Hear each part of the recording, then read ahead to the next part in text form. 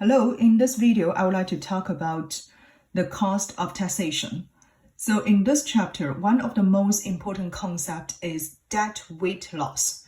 It always abbreviated as DWL. So the deadweight loss always measures the decrease in total surplus that result from a market distortion.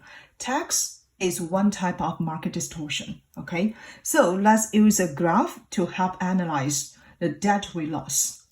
So you can notice in this graph, originally we have the supply curve and then we have the demand curve. They intercept at this point, right? And from this point, we notice this is the market equilibrium point. We can have the equilibrium price and equilibrium quantity. Now we suppose the government imposed tax, okay? So assume the government imposed a tax and then the tax rate will be here, okay?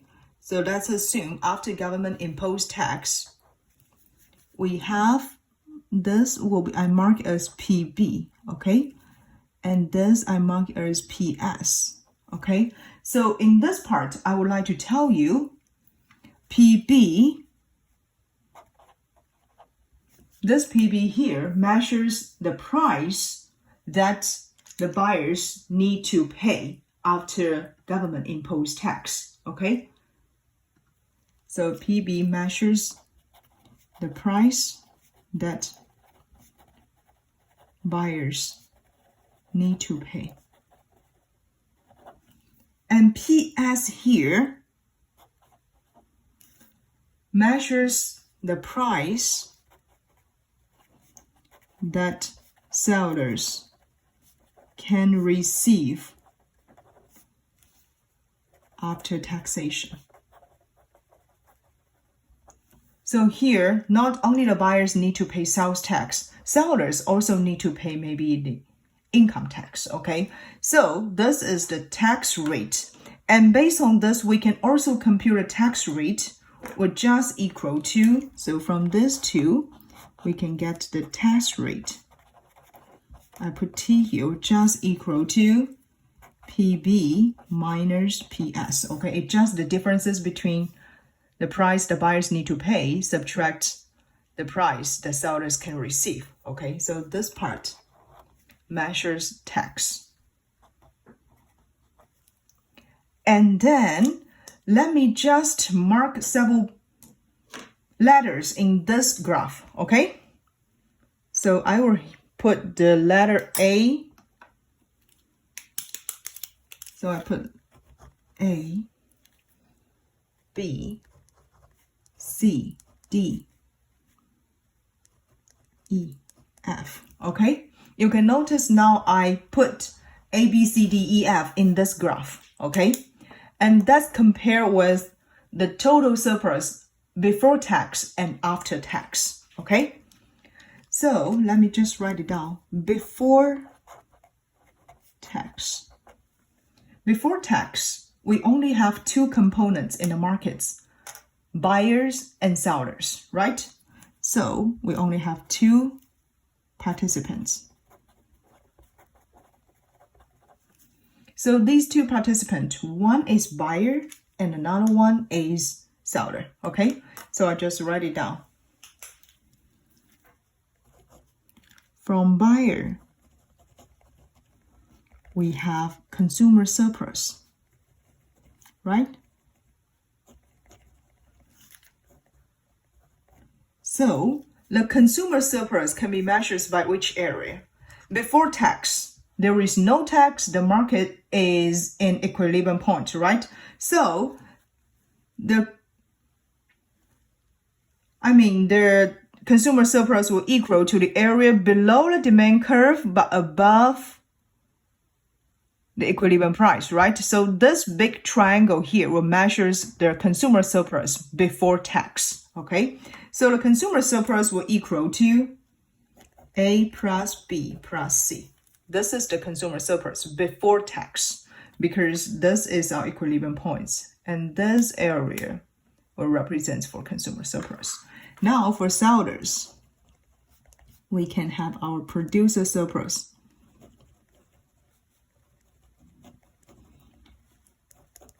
So which area represents for producer surplus? Producer surplus should be the area below the equilibrium price but above the supply curve, right? So this area here will represent for producer surplus. It will equal to D plus E plus F. Then from this part, we can get our total surplus, right? So we can have our total surplus.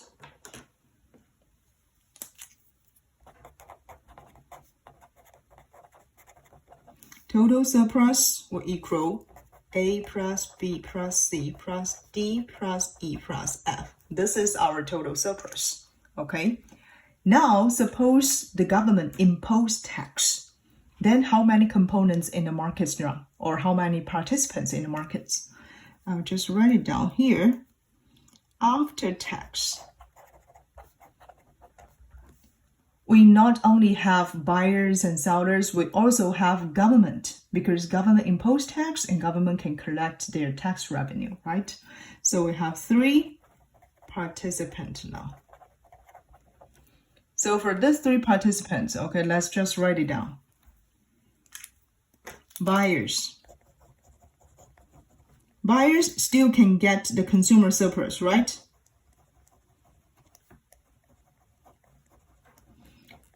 And which area represents for consumer surplus? If you remember, consumer surplus should be the area below the demand curve but above the price, right? And now, under the taxation, PB is the price that buyers need to pay, right? So only the small triangle A here will represent for consumer surplus, okay? So only this small area A. Because after imposing tax, consumers can only buy the quantity equal to, this is the quantity in the market can be sold after taxation, okay? And where is the producer surplus? Producer surplus, let me see from the graph. It should be the area above the supply curve, but below the price that sellers can receive, right? So only the small triangle F here will represent for producer surplus. So only the small triangle F. But we still have another participant, right? And this participant is government, okay? So we have our government. And government can have tax revenue, right?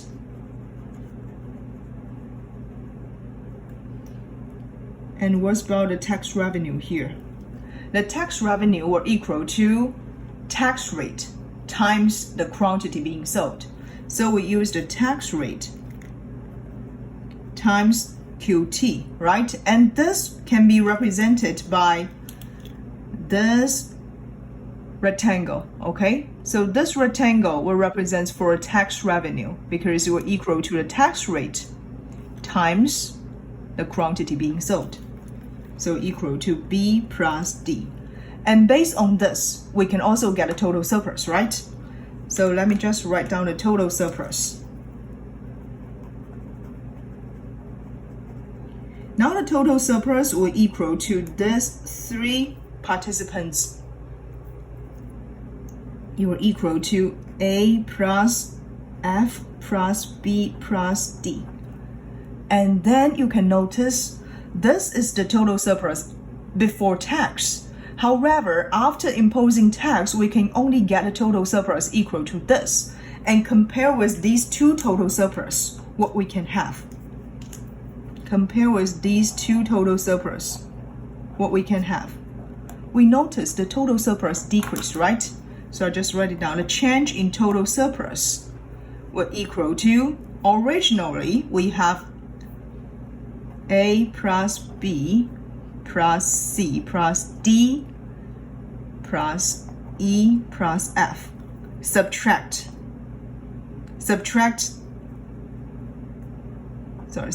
this is A plus F plus B and then plus D. So if you use this formula, then finally you can get the change in total surplus will equal C plus E. Okay, so go back to check this graph.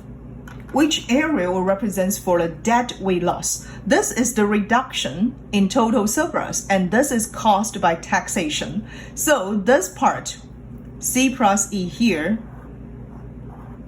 is our deadweight loss. Okay, and if you go back to check this graph, it will show it by this area. Okay, by this area. So this area represents for deadweight loss, and this deadweight loss cannot be recovered. It's the loss in the total surplus, or we said this is the loss in the welfare of the whole society.